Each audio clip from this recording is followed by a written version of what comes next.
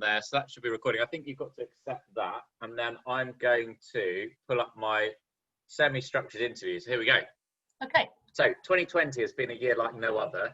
The purpose of this semi-structured interview is to explore your views on the role various forms of media has had on how you personally have processed and reacted to evolving news of the pandemic. So thank you very much. I really appreciate your time, especially considering well, we only spoke about it yesterday, so I very much appreciate it. And like I said, I will be getting retrospective ethics for all these because they started out as a practice, but they're actually going really well. And I think in the current climate, when we're talking about giving vaccines to people that are untested, I think it's actually quite important work. So the first question is, what are your recollections of when you first heard about COVID-19?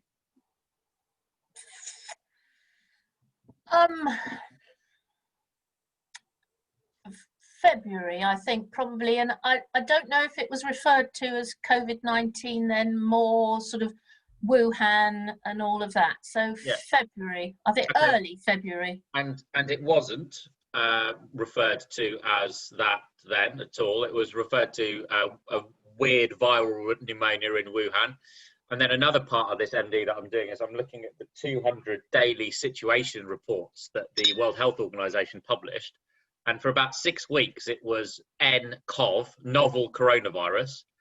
And that's caused a lot of problems because people have been looking at Dettol in their cupboard saying, oh, this kills coronavirus. What are they worried about? But anyway, I digress. And then, yeah, eventually they called it SARS-CoV-2 and then the disease that it causes, COVID-19. But that did take a bit of time. What sorts of media do you use to get your news? Well, I'm very old-fashioned. We take a daily newspaper. That daily newspaper is The Guardian and The Observer. Yeah. Every day. Yeah. I am an avid devotee of The Guardian website. Yeah. I read the BBC website. Yeah. I watch the news on the television at 10 o'clock. Yeah. Both sides, probably, both ITV and BBC. Don't watch Channel 4 news very much just because it kind of doesn't come across my radar screen, not because I have any prejudice about it. I suspect it's a very good news medium. I listen to Radio 4. Radio 4 is the sort of narrative to my life. It's the background all the time. In the kitchen, turn the radio on. Okay. And so not really any other kind of networking. I mean, I've got a few Twitter accounts that I follow, so when they pop up, I will, if it's interesting, if the sort of the abbreviated tweet is interesting, I will then go and read the background to it. So it's more you would look at more, fair to say, traditional sources of media and the spill into online like versions of that, like The Guardian. Absolutely traditional. And then if it sparks my interest, I'm going to go away and find out about it. When you say sparks your interest, what do you mean? Well, I think over the last year, Kish, we've had a few conversations about various things. And if either you say something interesting or I've heard something, you know, I will then, somebody says something off the wall. I mean, like Matt Hancock saying, if we hadn't had Brexit, you know, we wouldn't have been able, the MHRA would not have been able to approve this vaccine. Apart from feeling nauseated, I thought, did he really just say that? Did he actually have the effrontery to say that? So I will then go and find out about it. Yeah. And I will go to Google and I will put some keywords in. I won't go straight to The Guardian to find out about it. But of course I do realise, because I use Google and because I am faithful to The Guardian, then I'm going to get directed to Guardian and BBC and not anywhere else wild and wonderful. I mean, I get the Times, I get the Independent, sort of, I get sent towards them. Yeah. However, as their pay basis, you get kind of like that much of the story, and then you know, you have to subscribe to get the rest. So sod that, really. That's very interesting. So you're aware that people will direct you to a certain direction, but you still seek out other sources. Yeah, no, I mean, I absolutely, to call myself a scientist would be a bit grandiose, but I was trained by very, very good old-fashioned teachers who said, as a scientist, you should be rigorous. Yeah. And so you don't believe the first thing that you read, the first thing that's said to you. You have to test it. You have to, I mean, you should reproduce it, but you can't reproduce everything, but you should test it. You should read more widely.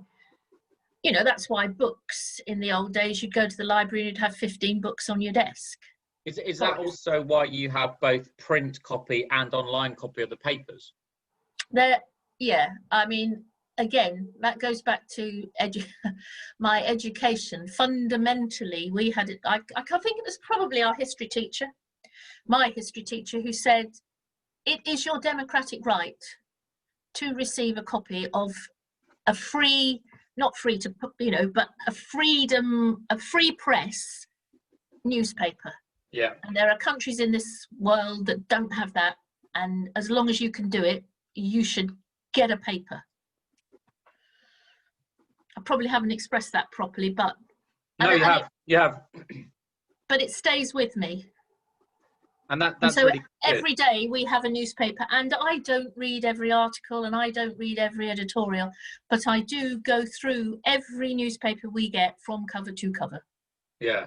And so you have an awareness, you scan it, you have an awareness of what the news is, and then you dip into the bits that are of particular interest to you. Yeah, and the likelihood is then, in this day and age, I'm then going to go online. I'm then going to go to media to find out more. Fantastic. That's really interesting. And when you're talking about you're trained by an old-fashioned teacher teaching you to be scientifically vigorous or rigorous and have it tested and reproduce it and read more widely, to what degree do you think those skills are in the common domain for generations now, like kids going through school and in university? Well, I think in my age group, unless you did science, they're not there. And I think for my kids who were not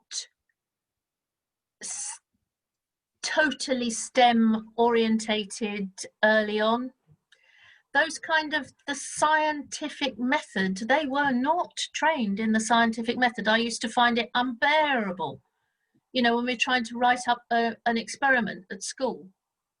And nobody knew that it was, you know, what is the title of this experiment? What are the methods? What are the observations? You know, what are the results? What's the discussion? What are you talking about, Mum? No, come on, there's a structure here. We've never been taught this.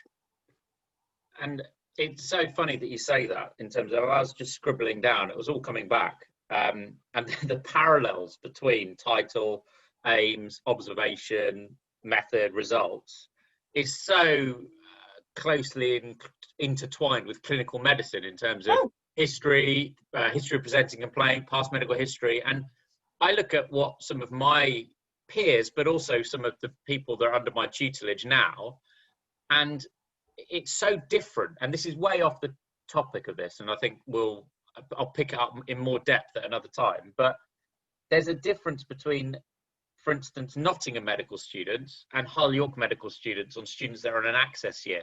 Because I gave a lecture about COVID-19 and considerations for future doctors and the public. And I recorded it and put it online because I think it's knowledge that should be out there. And at one point in that, I said, guys, I'm going to get a little bit political now, so I'm sorry about that. And the people on Hull York Medical School were saying, no, tell us. We want to know. We need to know. But the only reason that I said that was because when I dared to mention anything at a Russell Group university that was slightly political, feedback became weaponized, and it became, oh, he's trying to push his political agenda, which anyone who knows me, I don't want to push anything. But have you got any thoughts or comments on that? I know it's a little tangent, but it's interesting. Well, I have, and I absolutely agree with you. Now there are some real duds in our industry, in my age group, some real, you know, you'd think, what the hell? But there are some excellent people who were taught and practiced excellent clinical medicine, and they truly joined the industry because they actually wanted to join the industry. And they are the people who I can only imagine in a consulting room, as the door opened and Mrs. Bloggs came through the door, they were making an assessment of that patient from the minute she entered. How are they walking? How are they looking? How are they behaving? And then they went through a protocol. I'm going to ask you about this. I'm going to examine this. I'm going to examine you in this way. I'm going to follow the processes that I have learnt, which will allow me to measure how you are versus how somebody else is. Yeah. And then I can work it out. I have said so many times to people I've worked with who've said, I must go to the doctor. I've said, for God's sake, tell the doctor everything. They're not mind readers. They're not crystal ball gazers. They need you to tell them what is the matter. Try and keep it pithy, you know, don't spend 3 hours, not pissy as it says on here. I said pithy with a TH. It frustrates me. And then if I try and get a bit political on the course or a bit provocative, you can see people just closing. Oh, Jesus, she's asked us a difficult question. Yeah. What do you think? Well, what do you think? It. I'll do this. What do you think? What do you think patients think about this? And they all go, ah! I loved it in terms of, I'll just put that vote out there. And also the thing that I said to my students was, the reason that this is valuable for you is not because I want you to become some kind of political activist who's going to tear down number 10 or anything like that. What I want is in 15 years' time, when we get the next political leader there who has absolutely no understanding of infectious disease, you all are in a position to have a meaningful conversation with the people that come into your consulting room. And these kids are sitting there loving it, partly, I think, because they're also access to medicine. And they are off a group where they've had another year where they're doing some A-levels and they're also doing some more medicine. And it's a filler year to get them up to the standard to be medical. But I promise you, Liz, these people will be way better than I was as a doctor at 23 or 24 years old, because they've been exposed to real people, real life, and they're living through a pandemic with an open mind. So I think that's fascinating. One thing I was going to go back to, which I forgot, which was you said, tell the doctor everything, keep it pithy, allow me to measure from the start. You had a really good comment. We'll come back to it. It might come back, so I've forgotten it, sorry. But so I'm going to go back on track, which is, hold on. No, it was about the course, and you said something about, oh yeah, I've got it. It's not just that. And the reason this comes back into this is because a lot of the interviews that I've had with people is they've said that the whole of the UK government messaging has been on 3-word slogans that constantly change. And we've got some questions coming up on that. But there's also, it's not just the environments that we've talked about that are a problem, but it's also my MBA class that I was doing. When I went there from 2015 to 2018, I was wanting to talk about Brexit because it was actually quite a big thing, right? And and people got so aggressive and defensive, and it's almost as if some of the teachers were, it's almost as if they were told to shut it down. And my view there on that was, well, hold on, you are telling us we're going to be the next generation of business leaders. I'm being asked to vote on something that I don't understand. And I'm quite educated, I think, at least in medicine. And I think you can't make that decision on a binary yes, no, in, out, because it's a far too complex issue. Therefore, at the time, I said, well, I've tried to talk about it on my peers on an MBA, which is the best place to talk about it, and I couldn't. So therefore, I just said, right, well, remain, just stay, because it's no change. It's the conservative option. But the whole media and political environment has almost been set up to divide people into 2 camps. And we've seen this now with vax, anti-vax. You can choose not to have the vaccine, have quite a sensible, conservative, middle ground position, and not automatically be anti-vax. Yes, So, yes. but how do you see that playing out in the media? Do you think that is a acceptable position to have for people? To say, actually, I'd like more evidence, I'd like to wait and see, I'd like to just see what the numbers are. I do, yes, I do. I mean, I don't feel like that about the vaccine, I have to say, but yes, I do. I do, and that they should not then be branded as idiots and anti-vax. It's just they deserve another set of inputs. They deserve to be helped to find out more. I think if you try and find out more about the vaccines, despite the fact what's happening just at the moment, I think you're likely, if you're not prejudiced against them, to say, yes, I'm going to have this vaccine. Yes. No, I agree. But then equally, because of the media environment that we're living in and working in, which is, it's gone from a deferrer society, which, as you said, is news at 10, papers, broadcast, media, because it's in a referrer society where everybody's a journalist, everybody's a micro blogger, everybody's got to have an opinion 24/7 on everything. Therefore, what that means is when the MHRA come out, and they have no understanding of the media environment that we're in, I can guarantee it from my... Well, I can guarantee, and I can guarantee people like June Rain she will have been media trained, but she's got no idea, none at all. Because what's happening now is people on Twitter are saying, like the tweets that I sent you last night that triggered this interview, people are saying, well, I don't want to take part in a trial where it's experimental. And you can't argue with these people because they're right, because this hasn't actually been studied, giving 2 vaccines from 2 manufacturers at a different timescale. And one of the things that I'm slightly concerned about, I don't know enough about immunology, but I've started to read about it, is immune enhancement, which in the past, when they've done vaccines for coronavirus, they've never been able to do it. No. And the problem that they've had is it's something called immune enhancement, where you get a small dose of vaccine at the beginning, you have no side effects, you think you're fine. But then the next time you come into contact with the real coronavirus, all that vaccine has done is primed your immune system for a super sensitive response. And you go into cytokine storm and you shut down. Yeah. Now, therefore, everything up until this point, I understood, I believed, and I said, look, if you've got funding, you don't have to worry about it. If you're getting consent shrunk down to, you don't have to travel up and put a wet signature on something and then think 6 weeks. If you've got rolling reviews of the data, all of that, I can understand how you chuck billions at it globally, how you could speed it up. But then when they say, oh, we're going to give 2 different types of vaccines, that is completely untested.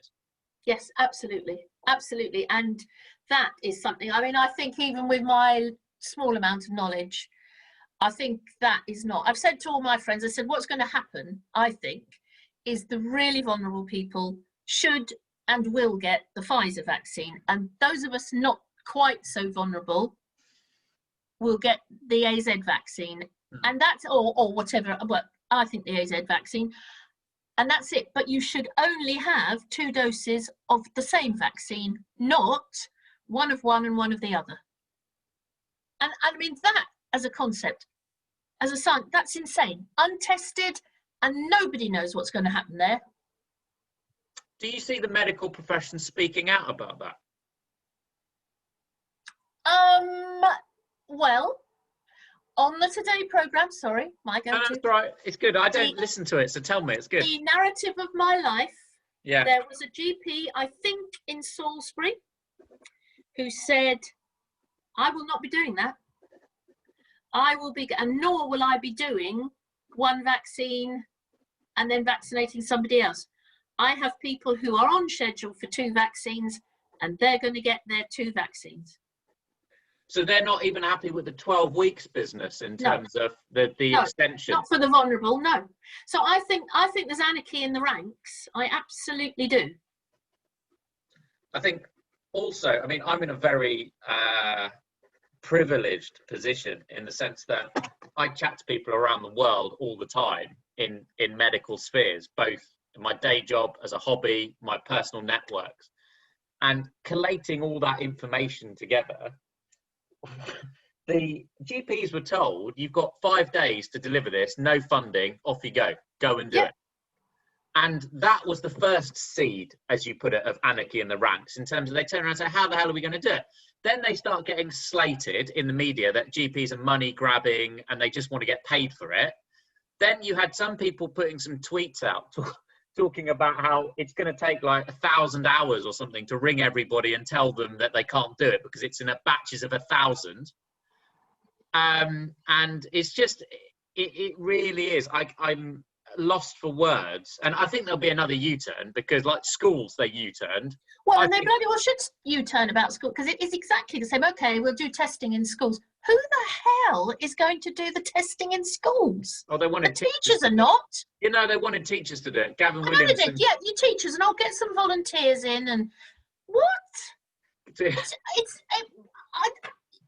people, I don't understand. I mean, who are these people who are running our lives? Well, so I just think be patient, stay in. I've said to, again, this friend, just stay in. I haven't heard about my vaccination yet. I said, no. How old are you? 64. Do you have any pre-existing conditions? No. I said, then you're not going to hear, are you, yet? Yeah.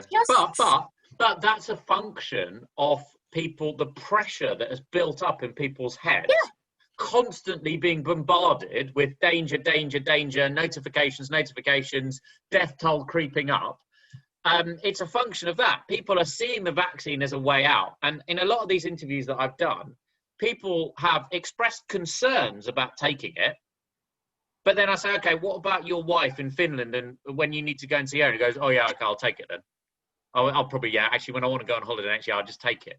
So their beliefs are, and this is somebody that's my age, my kind of background medical history, probably a bit healthier in the sense that they don't have an autoimmune condition. I do. I've had Graves' disease. So I'm looking at, I've had Graves' disease. I've also recovering from a brain bleed. There is no way I'm having this vaccine until I know what is happening with it. But equally, I don't, given the profile that I have, I equally don't feel that I should be going out telling people either way, have it, don't have it. Because I don't know what people's individual medical histories are. And the trouble is that I see is it's well-meaning and it's well-intended, but lots of people are putting photos on saying, yep, I'm getting my vaccine, go and get yours. Jonathan Van Tam saying, well, I'd give it to my mum. That's lovely, Jonathan. But is your mum's medical history the same as everybody else's in the country? No. Therefore, if I did that in the pharmaceutical industry, saying I'd give my mum product X, I would be quite rightly locked up because it's completely inappropriate. So how is it any different for JVT to be on the front page saying I'd give it to my mum?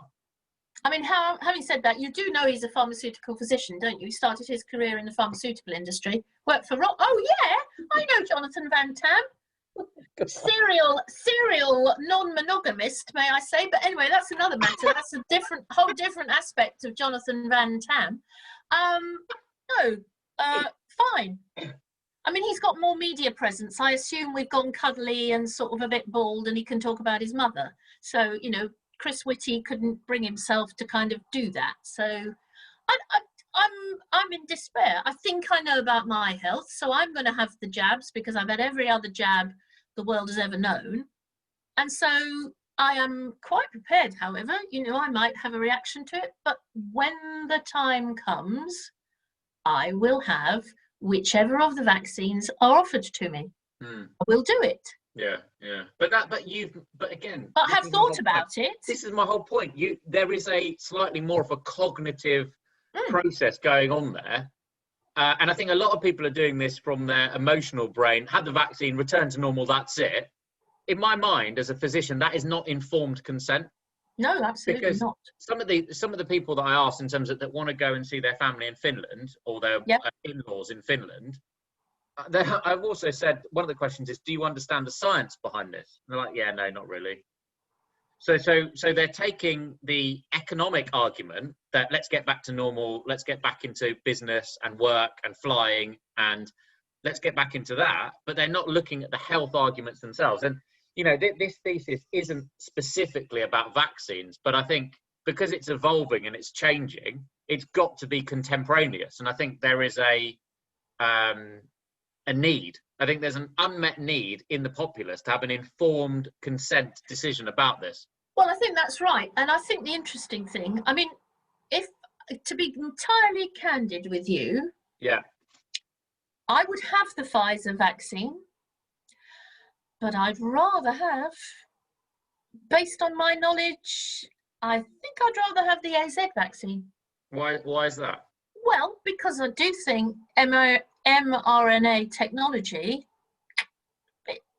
quite new. I'm not the greatest innovator in the world. Well, that could go.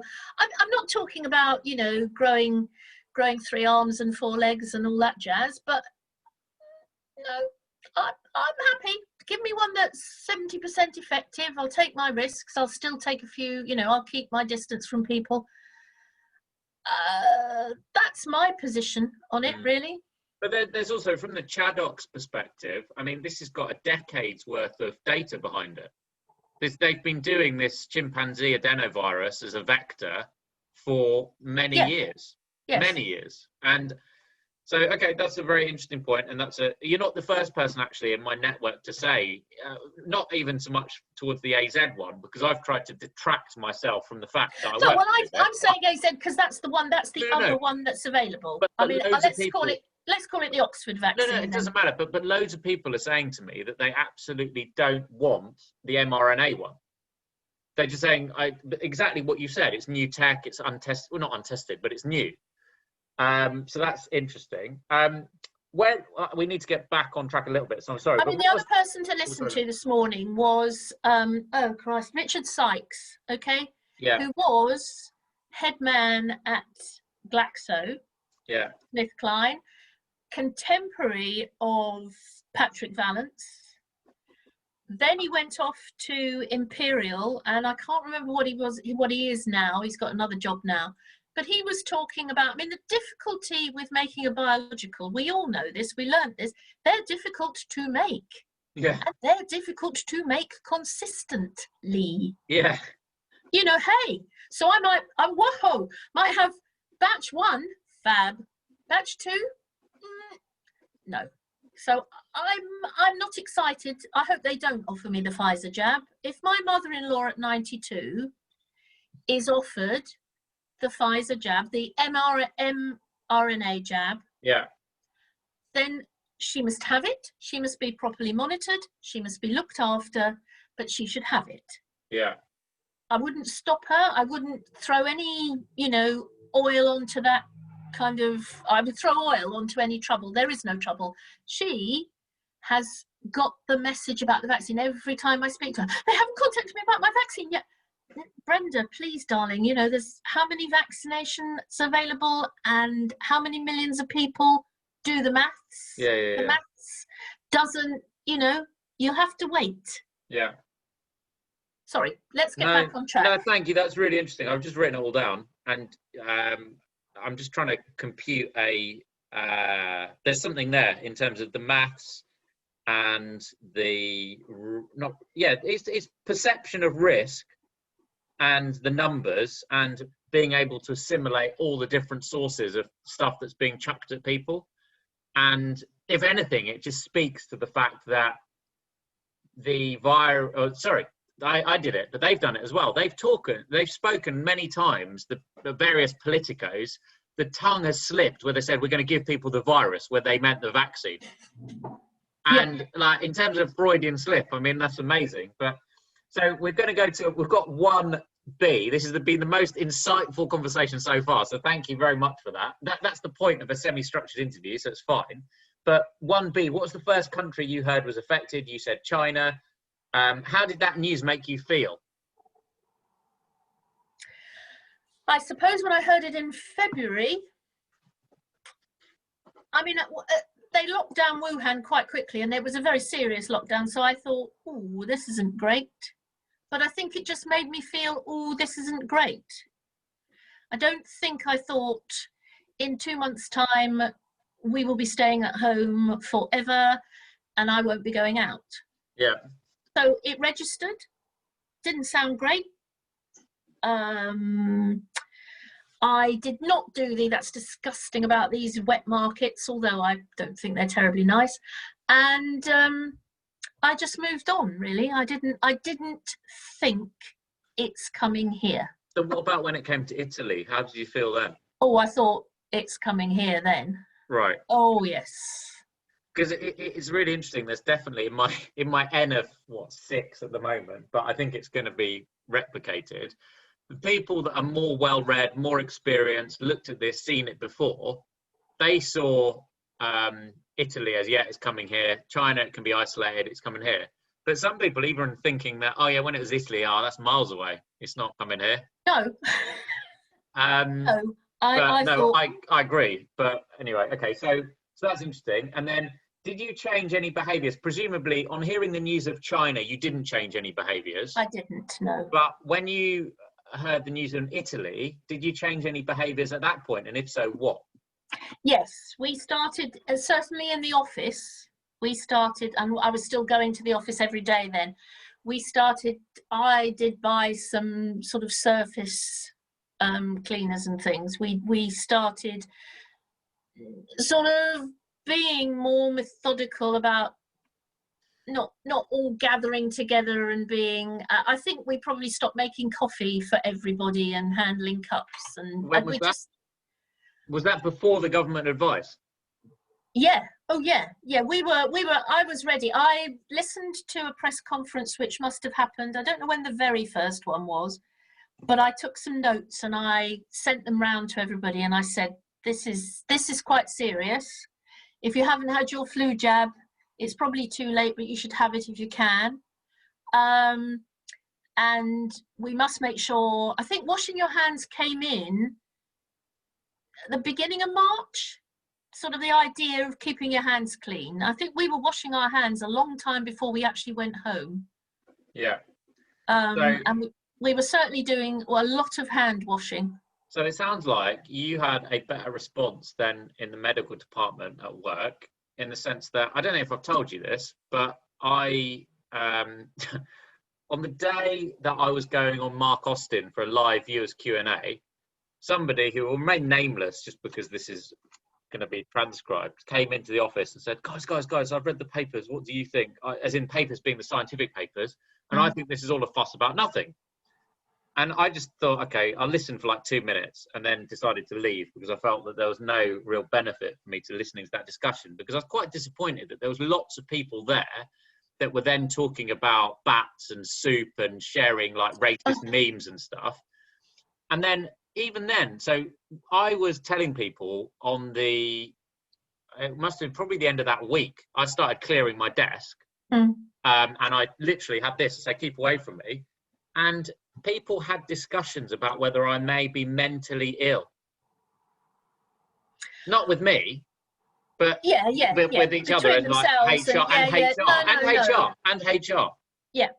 So I'm just fascinated that obviously where I work, we're nothing to do with the vaccine or COVID response or anything, but we've all, in the medical department, we've got the same raw materials as doctors and clinicians and pharmacists and people that have been in that healthcare setting.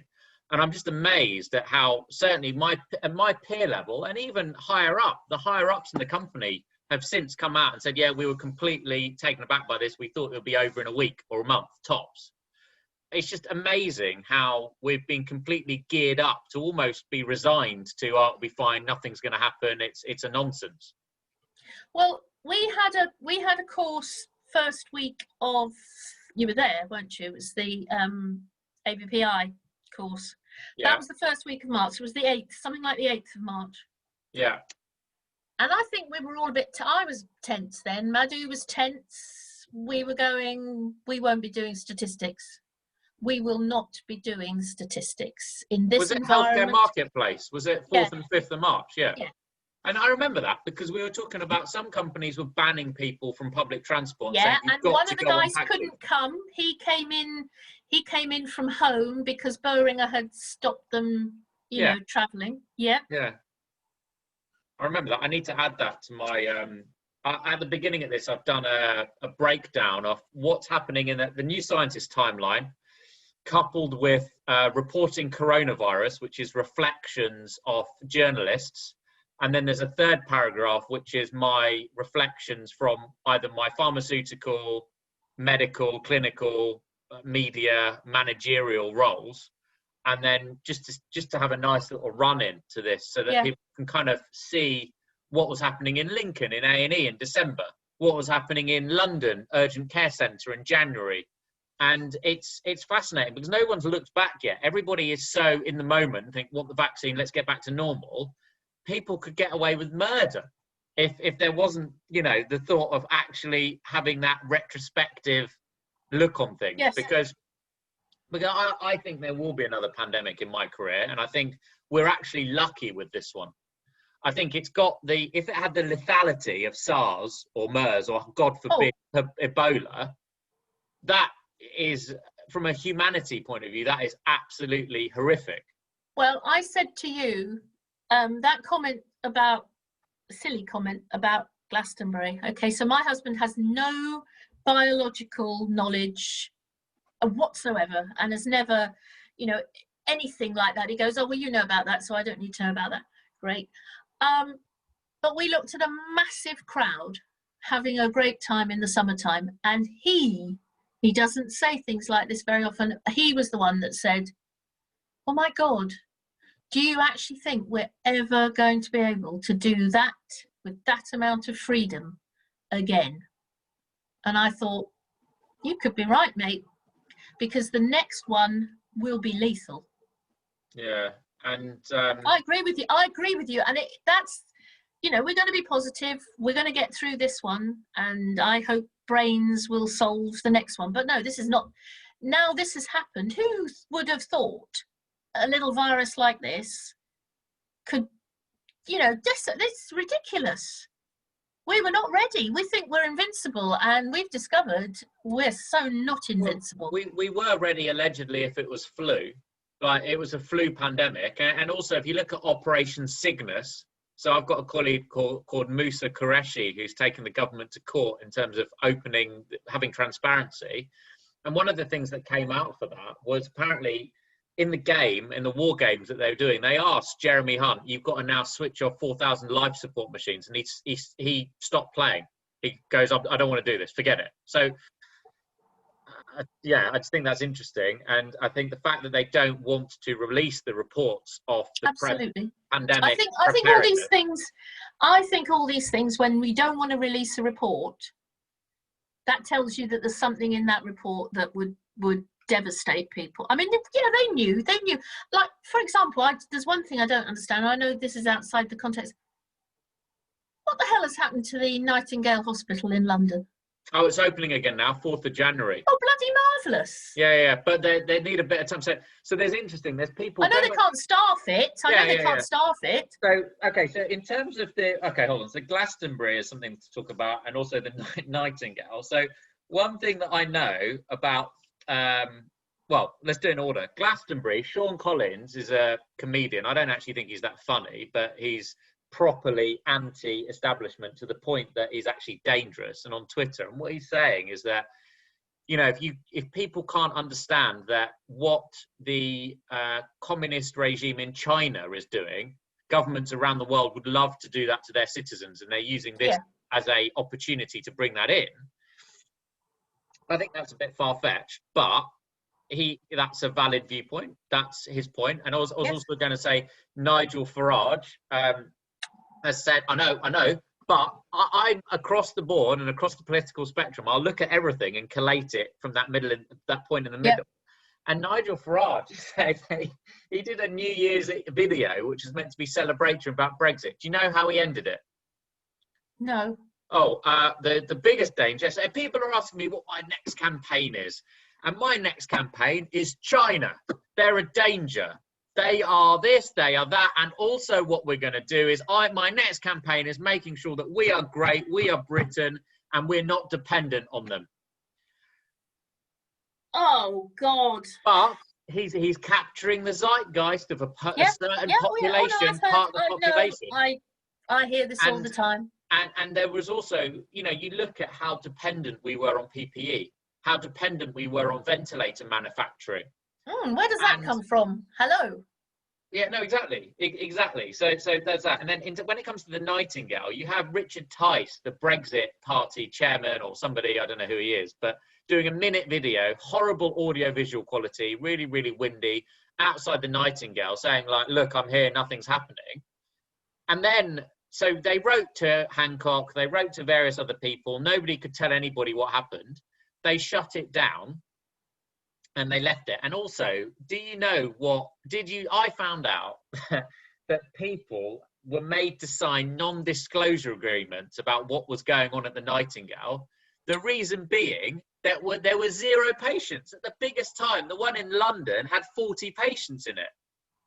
So Yeah. it was a bit of a PR exercise. It was maybe well-intentioned. Well, it was a white elephant, wasn't it? It was too late. Not enough time, and maybe it isn't the right environment, but I mean, I just think it might be the right environment if you're trying to move people from a really high-tech environment out. They can't go home for their recovery, nothing to do with COVID, but they just need a bit of nursing care. But, yes, but the trouble is they're not using it for that, in the sense that they're talking about the reason that Germany did well in the beginning was because they had doctor taxis. So they said people stay at home, they get medical care that they need by people going in a taxi to that place. And if you look at, the 2nd of January, the last number that I heard a couple of days ago was there's over 600 healthcare professionals that have died as a result of this. That is most likely due to my non-immunologist, non-expert opinion. Just viral load, isn't it? Load, yeah, just reading around it. If you put 1,000 people in a thing and they're all breathing this out and you don't have PPE, and you don't have respirators, then they're going to get it. So we've covered Glastonbury and Nightingale, and that's very interesting. My last question in this section is, how do your views vary as compared to your friends and family? I'm probably quite influential in my family. You could imagine that. You're not surprised. A little bit different to friends, who are a bit more right-wing, a bit more Boris is doing a good job, all that nonsense. I'm just, yeah.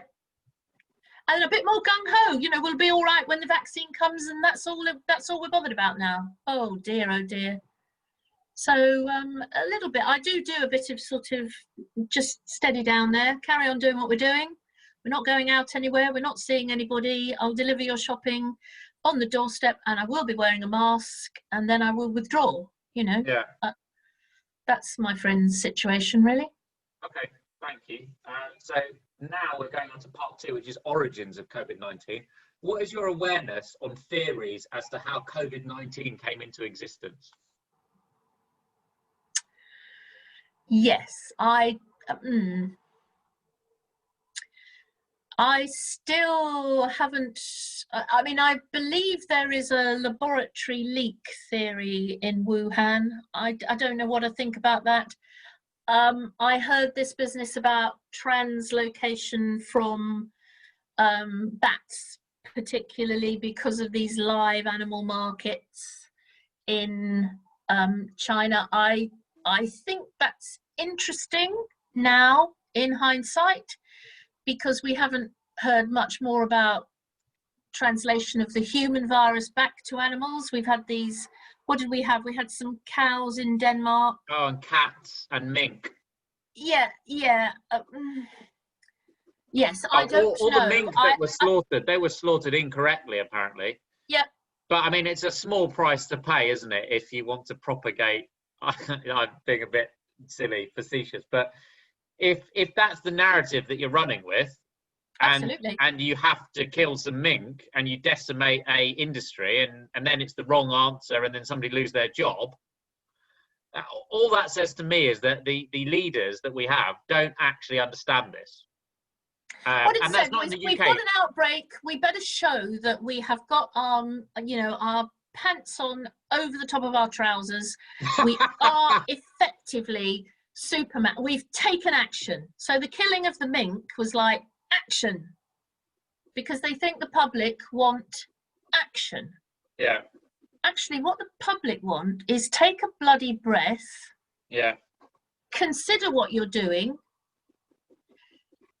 You keep telling us we've got common sense, which actually we don't, but you keep telling us we've got it. So treat us to the facts, not the terror, but the facts. Yeah. Don't keep coming up with three little ditties. Tell you know what the hell did stay alert? Stay alert? Yeah, what the bloody hell did that mean? Stay Quite alert. It's quite a it's quite a small, kind of microscopically small particle to stay alert to. But also it was at the beginning of this, I always said that it was difficult for them because they're balancing the economy and health. But stay alert actually helps them in terms of that narrative. And you can stay alert, but you can also go out to eat out to help out. And I just think if you look at the numbers of eat out to help out in the areas where it wasn't raining on Monday, Tuesday, Wednesday, the rate of COVID, that variant, went up 18%. Absolutely. And that's being hailed by the Tory grandees as an absolute masterstroke. Look how great Rishi Sunak was in being decisive and doing this.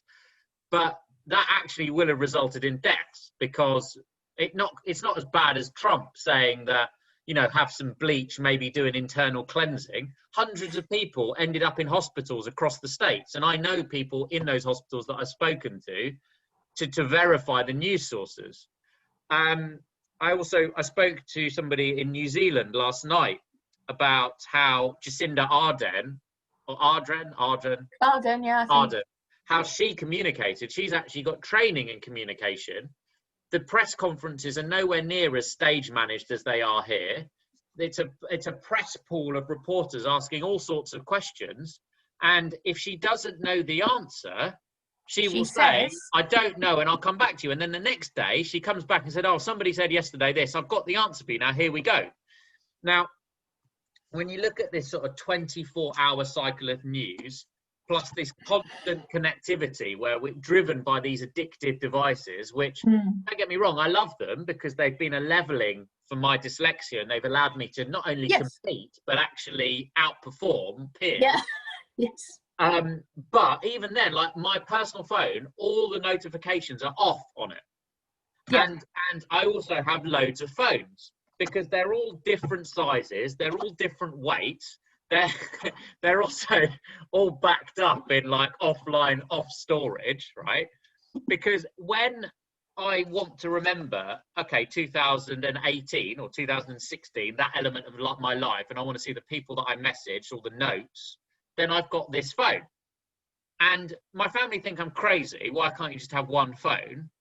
But it's almost a bit like, this is a big transgression. But I'll close it down quick. Oh yeah, I also got this one. There's a Huawei one, which was when there was. Oh no! How shocking! Yeah. But then there's also like a bat phone, which is this is on 24/7. So that if anybody needs to ring for like urgent medical attention, it's never rung yet. Have I given you this number, by the way? I think you probably have. I think you have. Yes. I don't know which one it is. Let me tell you. Hold on. I'll put it in here.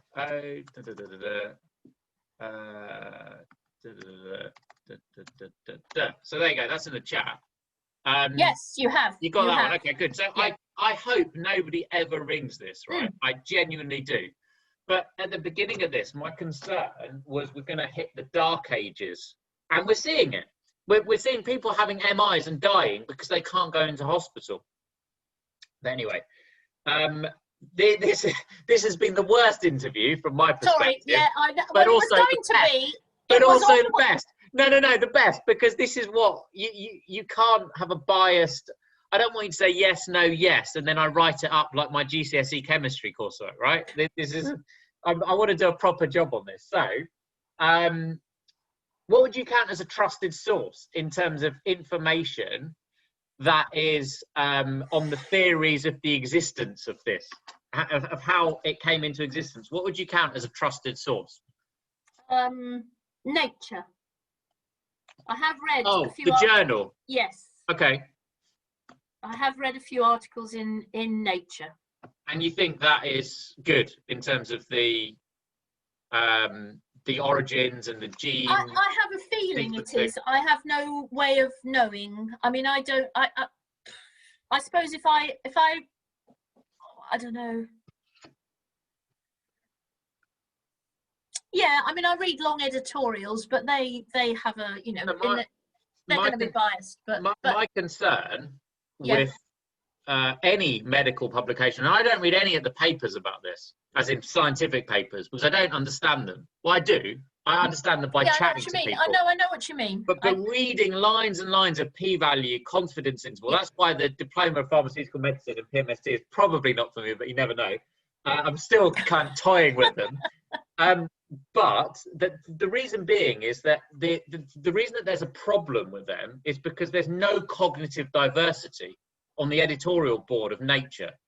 It's peer reviewed by people that have gone to the same universities, the same schools, the same background, the same training, the same job. So in my mind, there is a very real danger for an echo chamber. It's just like if you ask 10 people that are, I don't know, BNP supporting Brexiteers, what do they think about Brexit? They're going to say they're going to love it. But if you then get another 10 of those people to peer review it, then it's exactly the same. And the interesting thing on this, and which is 100% relevant, because this is all public domain in terms of what I'm talking about, so I don't think it's a problem, is when you get an ex-Director General of MI5 coming to talk to medics at the Royal Society of Medicine, saying, you guys are leaders, medical leaders, you've got to shut down any conversation about biochemical weapon facilities. It's not that. You're doing a disservice to your patients, essentially. I'm paraphrasing, but I've got it all recorded. You're doing a disservice to your patients if you say that. And then all the people at the RSM and the leaders there disseminate down to the rest of the profession. But then 6 weeks later, Richard Dearlove or Glove or whatever his name is, ex-MI6, comes out and says he's seen evidence to suggest that it is made in a lab. My concern about that is we're segmenting people to be in a box and say, you don't look at this, you only think about this, you're not allowed to look at any other source. How is that complicit or coherent with the scientific method? Well, it isn't. No, it isn't. It isn't. But I don't know. I don't know. I mean, actually, logic must say this was not the odd bat in the Wuhan wet market. And, oh, look, this is So, certainly in terms of this one, this would agree. In terms of spillover, this one would agree, because it says stuff about, there's 4 things that viruses try and do, and 4 issues that you've got to kind of get to the bottom of and do. And here we go, it's just here. So, how to get from one host to another, how to penetrate a cell within that host, how to commandeer the cell's equipment and resources for producing multiple copies, and how to get back out of the cell. And there's also a bit where it says that you've got to identify the reservoir. We haven't identified the reservoir because one bat in a soup in a Wuhan market is not a reservoir. No. And also, when that market got shut down and then the CDC inspectors came in and they didn't have anything, like the World Health Organization going there to investigate, that report is not worth the paper it's written on, because it's a year after the fact. So what is it? And if you look at how Ebola was tracked down, looking back to history, there is something in how viruses do behave in weird and wonderful ways. Oh, absolutely. And I looked at this. Before this, I looked at it and I thought, my knowledge base is I've never seen anything like this in my career and talking to people, and it's only 10 years. Yeah. Therefore, it must have been made in a lab. But then I'm constantly checking that and reassessing it, because then I'm looking at, well, Ebola. Before there was biosecure labs and facilities back in the 50s and 60s and 70s, and you have sporadic Ebola outbreaks hundreds of miles away in Africa, Nature is, and I don't mean the journal, I mean itself, does do weird and wonderful things. So, this is why I just wish some of this could be relevant for PMST, but I don't think it will be. So, anyway. Well, they'd shut you down, dear. PMST shut you down. This is far too out there and revolutionary and I had a great call with them, and some of this I'm going to read this transcript and I'm going to give you a copy of it before I do anything with it, and a lot of it might well be redacted. Uh, but I had a great call with them, and I'll tell you about that later. I did tell you a bit about it anyway. So hold on, here we go. So, does detailed knowledge of science behind COVID-19 help, hinder, or have no effect on your day-to-day response in dealing with this? My day-to-day, no effect No on effect. my day-to-day response. Okay, and how would you say your understanding has increased or decreased over the past 9 to 12 months?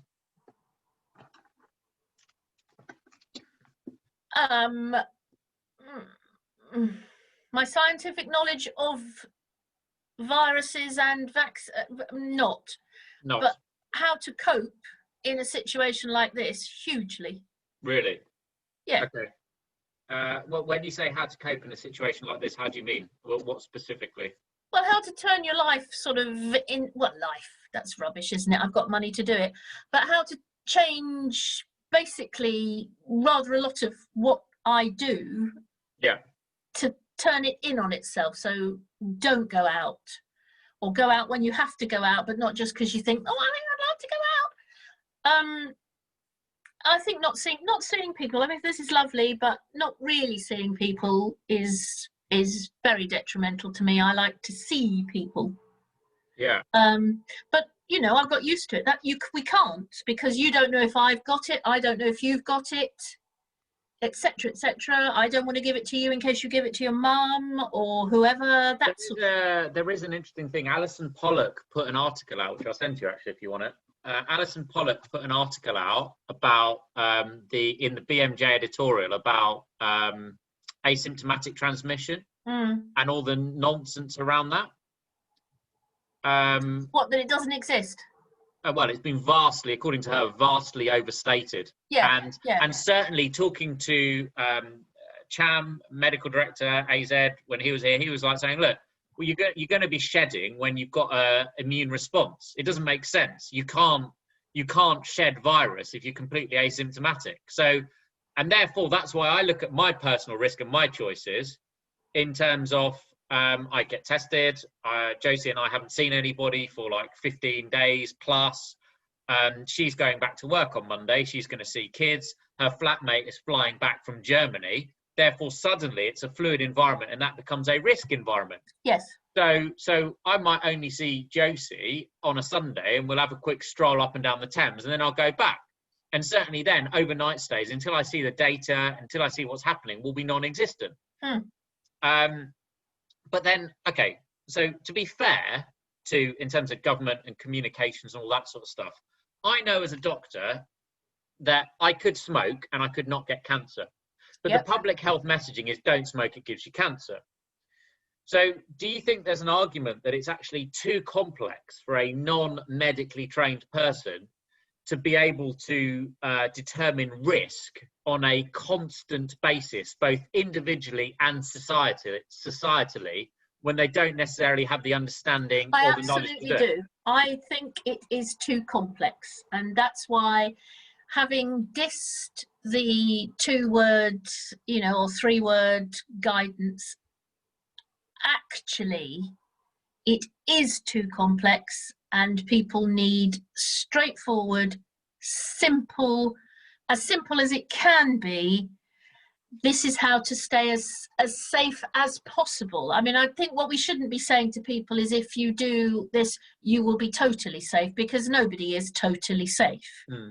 But then to be fair, right, certain people, they can't have it both ways, because then they also come and say, look, there's more risk of you getting hit by a car. But again, it's a negative message, it's threat, it's scary, it's not particularly, if I was a doctor and I had somebody in my consulting room, I say if I was a doctor, and I say to them, yeah, well, you could get hit by a car. Quite rightly, they'd turn around and report me to the GMC. Therefore, when Boris comes up and says you just need to get used to the idea of losing loved ones early, they were resigned. They said at the beginning that they'd just do some kind of weird eugenic experiment and let it go through the populace, when the World Health Organization at the same time, and I heard this on Radio 4, and they said that is completely unethical to let a novel pathogen spread through a populace where we don't know what the effect is on people.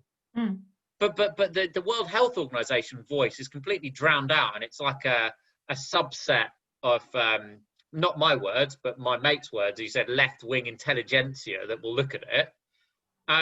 But then if you look at New Zealand response, they're actually saying that we are part of the team of 5 million, we are reporting into a higher body, the World Health Organization, we are giving them the numbers, we are complying fully with them. And they've got people bought into it. And they could have done that in the UK, because I looked at it. Yes. When we have Boris talking about global leadership and Brexit and we're going to be global Britain, this was our opportunity. This was honestly our opportunity. We're an island. We have an island advantage. We could have shut it down. Yes, we'd have to restructure the economy, and it wouldn't be a complete capitalist, consumerist a hamster wheel trap. Yeah. It would have to require some intelligent thinking and rewiring, but they weren't willing to do that. Well, I think the thing is, actually, this year of all years was the perfect year to have done it with the thing that happened on New Year's Eve, at 11 o'clock. We're not a world power anymore. I mean, get off this making Britain great. It's bullshit. I'm very proud to be British, but it's bullshit.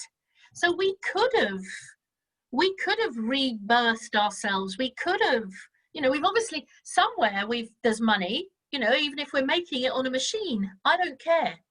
And these people say, we must get the economy going.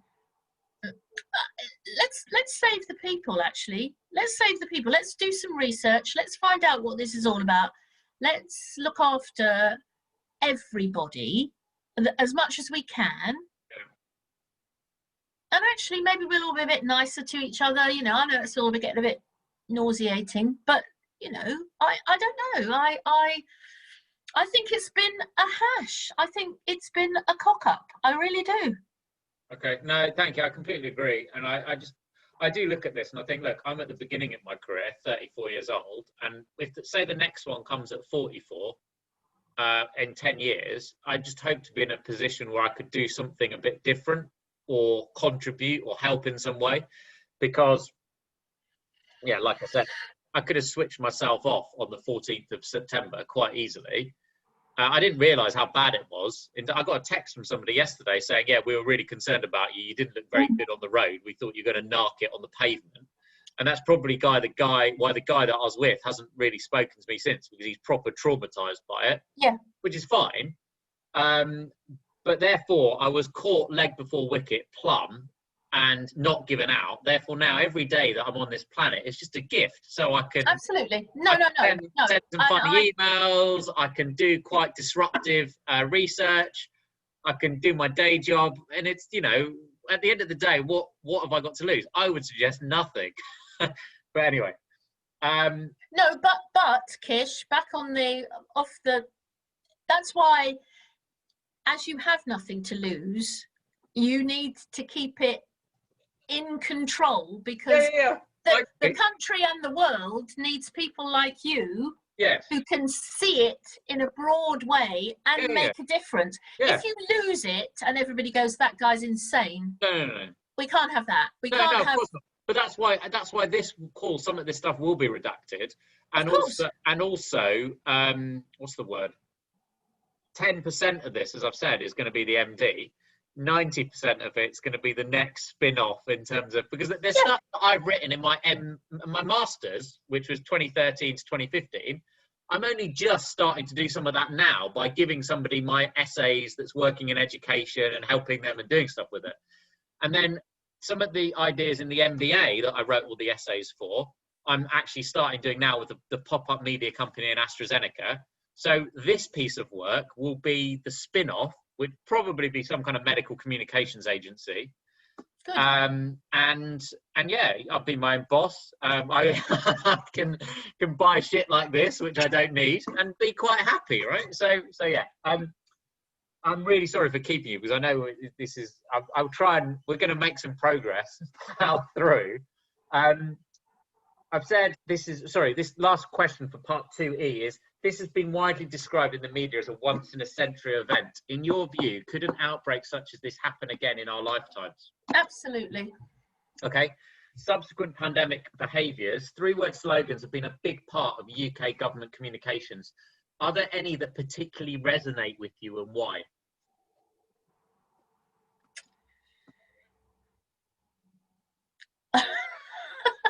gone well. If not, no, it doesn't matter. I mean, it's not like an exam. You don't have to kind of regurgitate them. We've got that coming. There's a picture quiz at the end. Like, have I got? My God, you? is there, now I've got dementia. I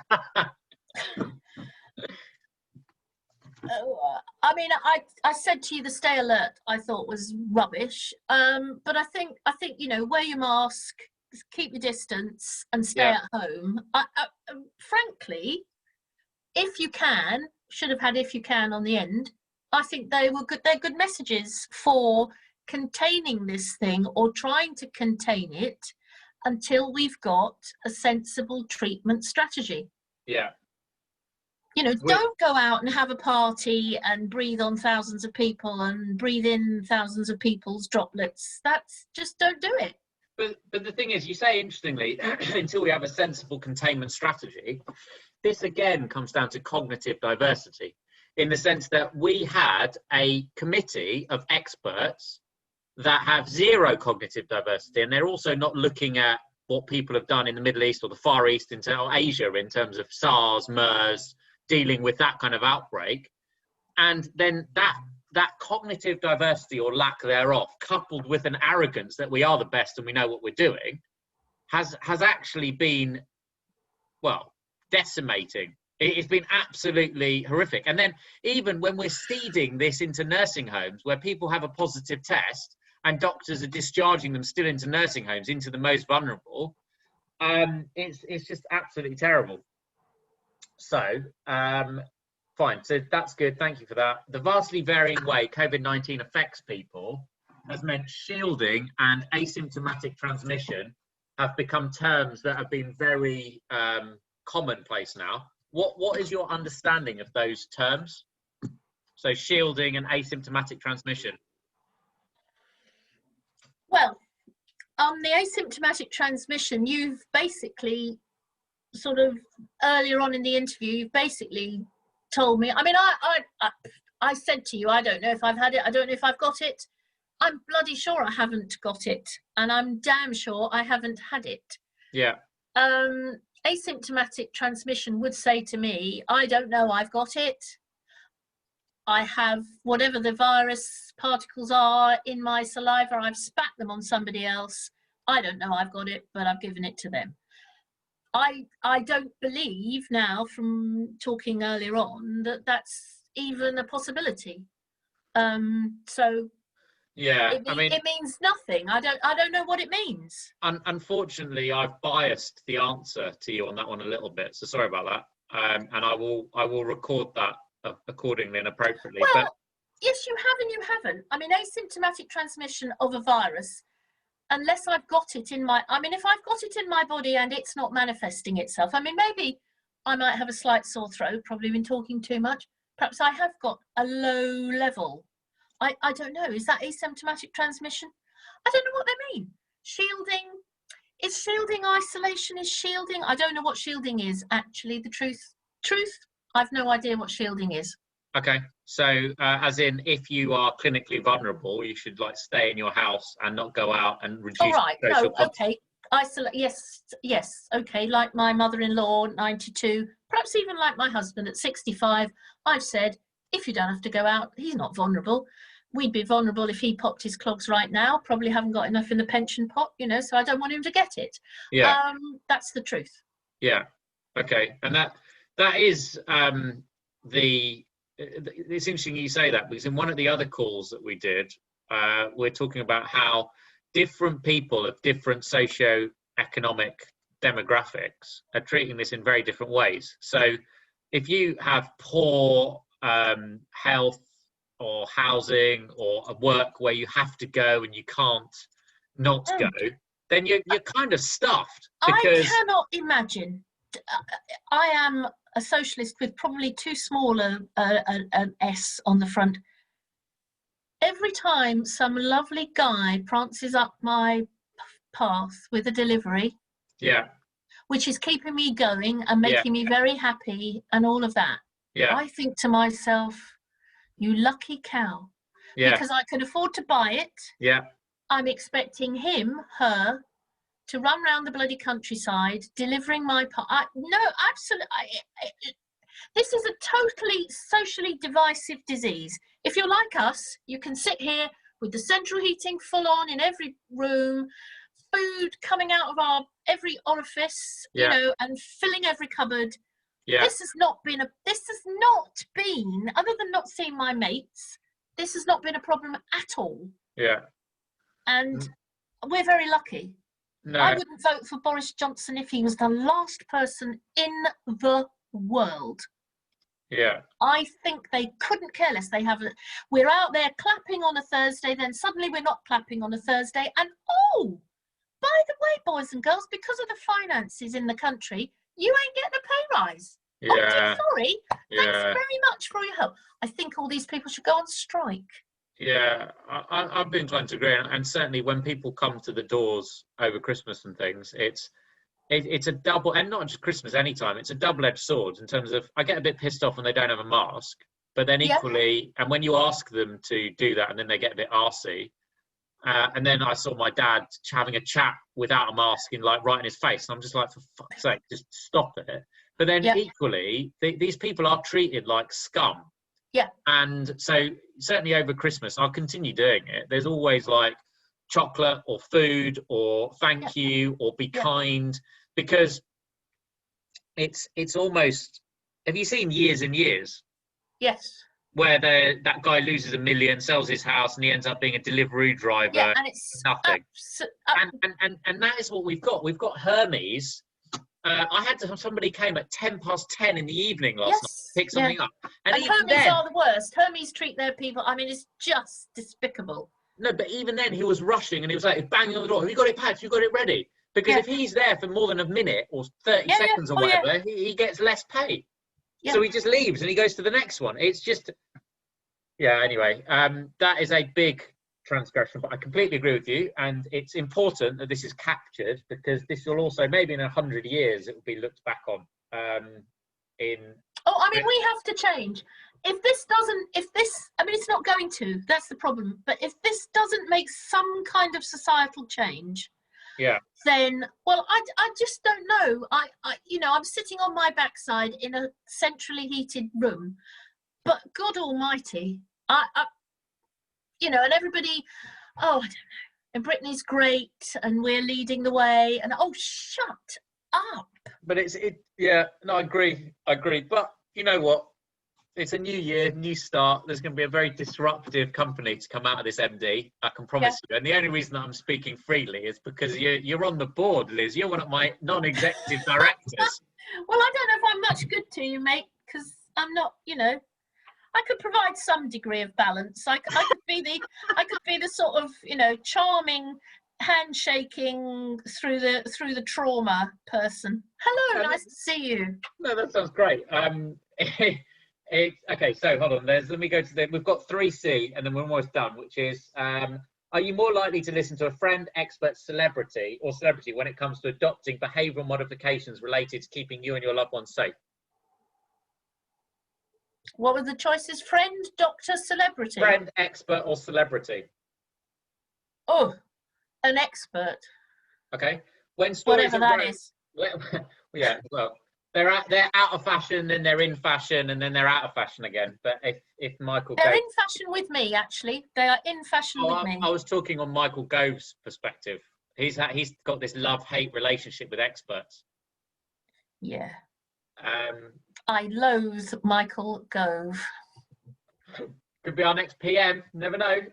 For God's sake! When stories arose about people breaking the rules, do you think that helped, hindered, or had no effect on the public health response?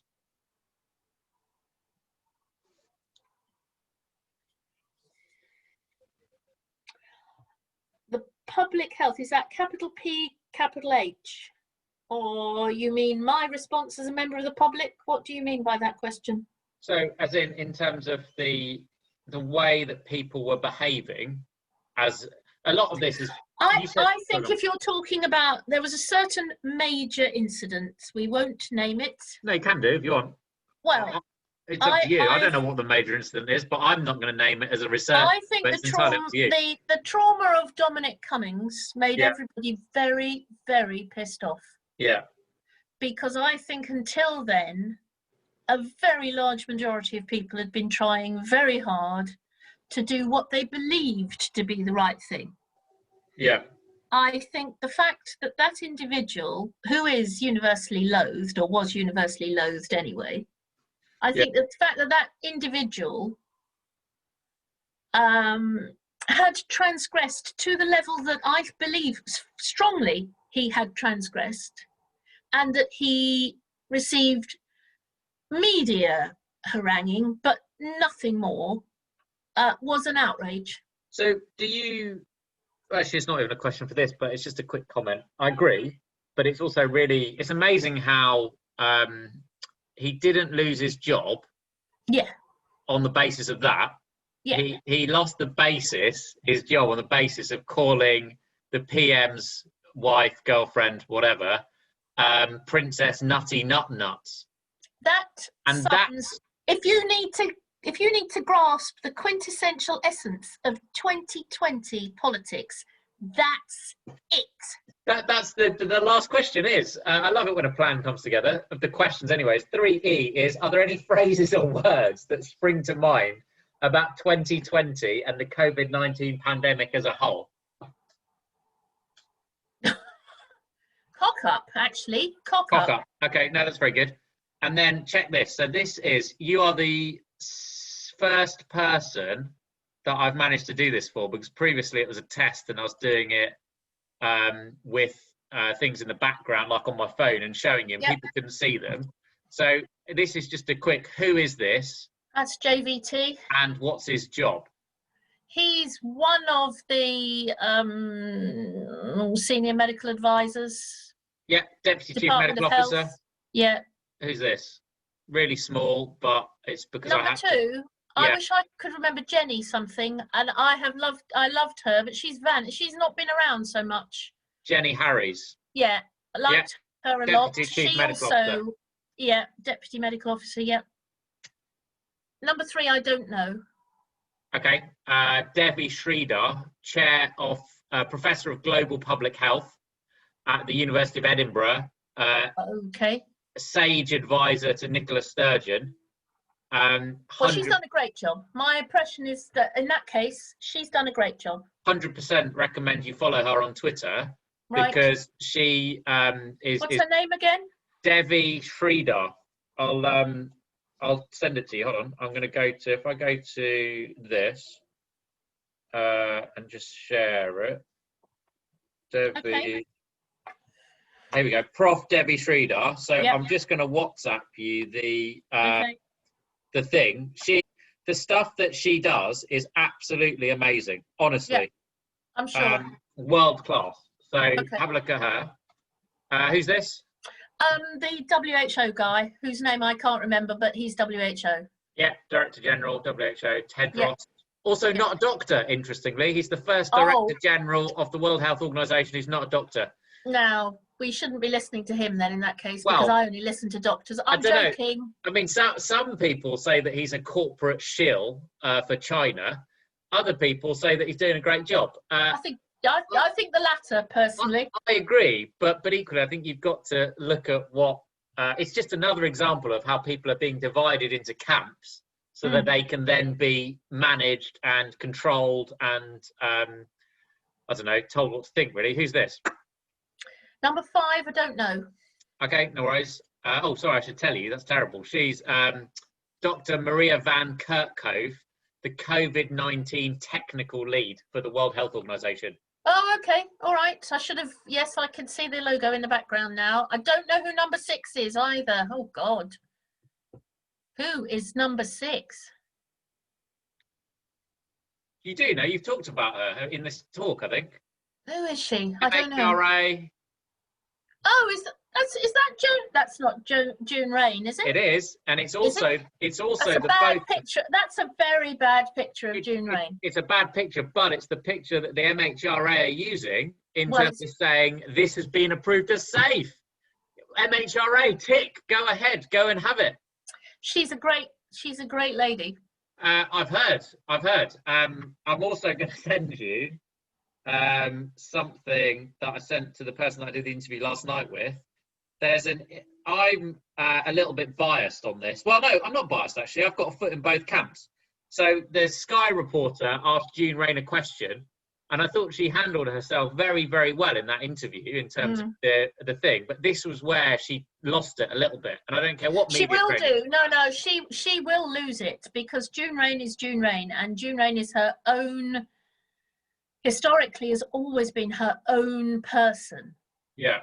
So if somebody goes off piste, she doesn't react. I mean, you wouldn't put June Rain. I wouldn't have put June Rain up as the spokesperson. But I mean, it's right. She's at the top of the tree, but you know, I mean, she's not the right choice. Watch the clip that I just sent you and see what you think. I think it's a genuine question in terms of people aren't being shown the data, they aren't being shown the science, and the Sky correspondent is basically saying, well, how can you expect people to make a decision on an untested vaccine when you're not giving them the data? Yeah. And she fudged it with a political answer, and I kind of feel, yes, I was reassured when lots of people were saying that she's great, she's very good, she knows what she's doing. But then when I saw that was my first experience of her. So I've got loads of background testimony for people in the industry saying she's amazing. And then I've got that. And I'm weighing the two. I'm sure I'm going to feel the same about it. And I suspect that now, with the EMA gone and us within us on our own, I suspect politically there's a bloody sight more influence within the MHRA, with a few hands up, a few backs about, do you want money? Do you want us to fund you? What do you want to do? So I suspect she's in a very difficult position. I bet she won't be there at the end of next year. I would be inclined to agree, unfortunately. And I think certainly the professional respect that she's got by people saying, oh, don't worry, if the MHRA are doing this and she's in charge of it, then you can trust it. The call that I had yesterday with the lady in New Zealand was saying something along the lines of, what was it? Oh, they're going to lose trust. Bearing in mind, this is a lady who's a CEO, ex-CEO for cancer charity. They're seriously going to lose trust over this. You can do one jab and then wait 12 weeks or any number of weeks. I mean, that's so bad. I really, God knows why anybody's allowed that to happen. I agree, but I think because there's other stuff going on that's not in the public domain. Yeah. And they know that this new strain is going to get even worse. So this is the lesser of two evils, and it's action, isn't it? This is action. It's action. Yeah. Maybe it's the equivalent to the mink. It's action, and it's also it's trying to get them out of a hole that they've kind of buried themselves in. It's pants on over the trousers again. Get the cape on and fly around a bit. You know, we'll jab more people. That'd be good. Who's this? Well, it's Superman. Who's that? Oh, I know. It's my friend Dominic Cummings. Yeah. Spit. Rose Garden. Okay, so this is deliberately pixelated. This was the slogan when they locked us down in March for the first time. Can you remember what the words were? Oh, God.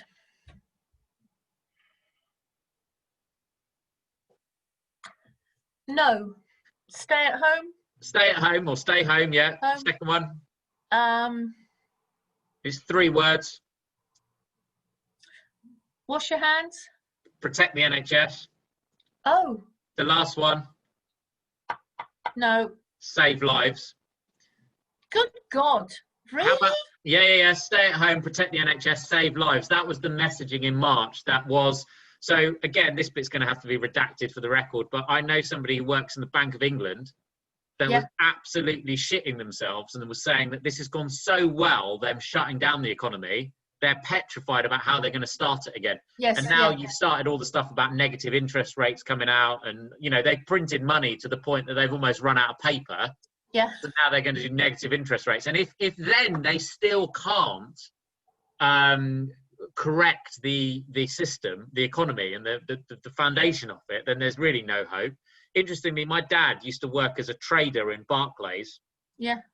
And he said to me that back in his day, when the stock market tanked like it did, that they were in March, and it did, he goes, he would have known people that had been jumping out of windows and topping themselves if that happened. And he wondered why that wasn't happening now. Yeah. And that's because the way that information has flowed is big business, banks, massive FTSE 100 companies got all the information before anybody else did.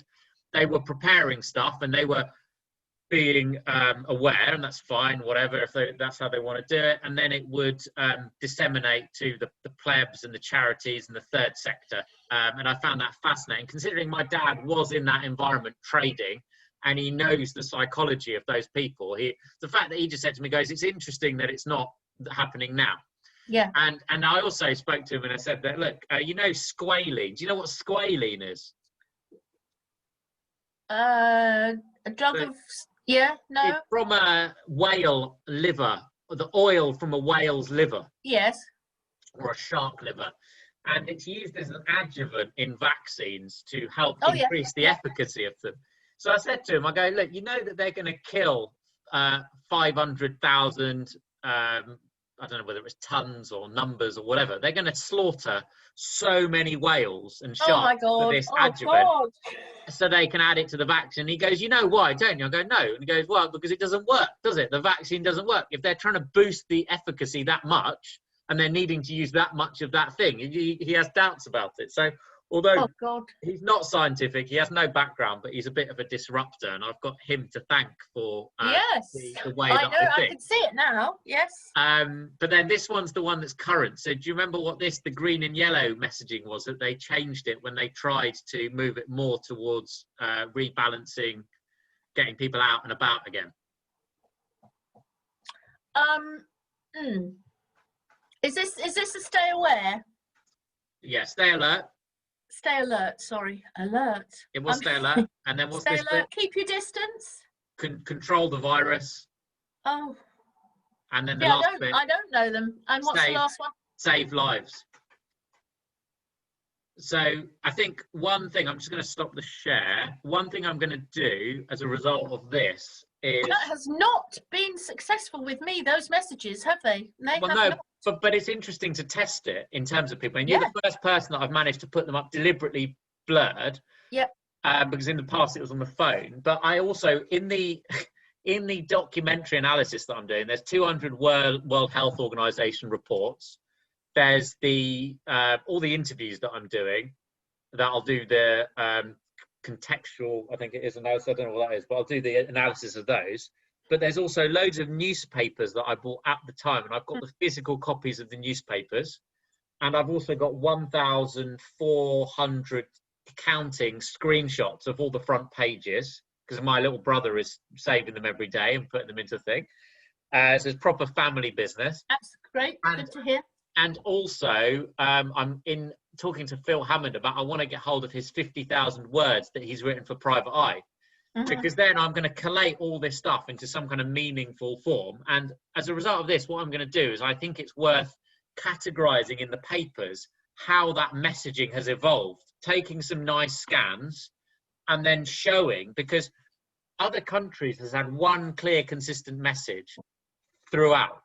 We've been chopping and changing, and we've now landed on hands, face, space, test, which is the one that tests best with people. But I think it's fascinating from a market research point of view, that because I've seen how it's done, and I now know how to do market research, because I only need to see it and then I can do it, the messaging has been an absolute shambles. That's save lives. I mean, God, I don't, yeah. I mean, that is so ethereal, isn't it? Save lives? What? How does the man in the street save lives? I mean, you buy distance, face, hands, face, space. It was so good with the protect the NHS, stay at home, protect the NHS, save lives. That worked. That worked too well. Yeah. Because as I said, I know people that said to me they're shitting themselves about how are they going to restart. My husband has been out to site. He has not been to our office since the 23rd of March. Yeah, good. I haven't been in Tesco's since the 23rd of March because it's too big a store. Yeah, too many people breathing in it. He hasn't been there either. If you're not in the office, it's a bit like having a day off sick from school. If you're not going to school, you can't play on your PlayStation. No, exactly. And also, you know what? Remember when I said to you, buy a pulse oximeter, and which I have, and I turned out to be right. The purchase this morning is this. What? Oh, the mask. So it's a respirator, Draeger Explore 3300 chemical half mask respirator. I've not bothered for the goggles one because the route of transmission through eyes is minimal, and I can wear glasses anyway, whatever. But for when I go into a store now and shop for this highly contagious variant, I will be wearing that. Because the masks that I wear now are not to protect me, they're the social thing to, if I have it, to stop the spread elsewhere. And yeah, I'm going to get some funny looks. Yeah, I asked Josie if she wanted one and she refused. She says it's a gas mask, I don't want it. It's okay, it's fine.